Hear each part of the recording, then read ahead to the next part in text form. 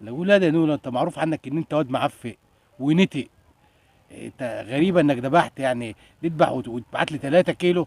ده ايه الافتراء اللي انت فيه ده؟ محمد خلي بالك، صراحتك دي بتجرحني في مشاعري. يراحك يا ابني، ما معروف انك معفق. يا وانا جبت حاجه جديده، اسال اي حد هيقول لك ان انت معفق. يعني انا غلطان ان انا اتوسط؟ ده انا بعت لك 3 كيلو ما لحمه انا الواحده. مستغرب. 3 كيلو، 3 كيلو لحمه في الزمن اللي احنا فيه ده. والله يا محمد حتى اللحمه دي انا ما دقتها ولا حطيتها في بوجي، اقسم بالله. ليه ان شاء الله؟ يعني قلت يا تطلعها كلها لله.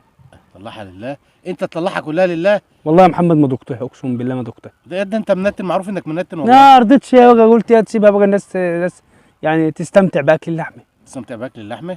المهم كانت حلوه.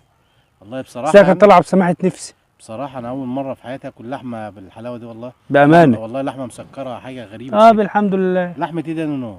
بس بامانه الله. مش مهم، انت مش كلت وانبسطت. ايوه كلته بس خلاص مش مهم بقى. واكل طالما الجبال. كلت وانبسطت مش مهم. لا ازاي اكلته ببساطه؟ مش هعرف يا ابني انا اكلت ايه، بس اصلا يمكن اكون بيجيبوا اللحمه من عند يا عم كل لما هتقع قدامي هبعت لك منها.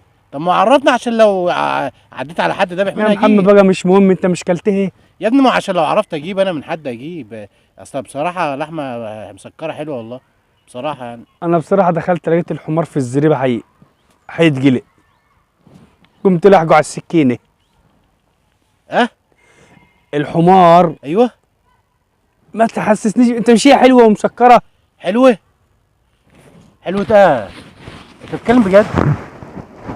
والله هي دي لحمه حمار يا محمد. لحمه حمار لحمه حمار لحمه حمار وكلتني لحمه حمار. لحمه حمار.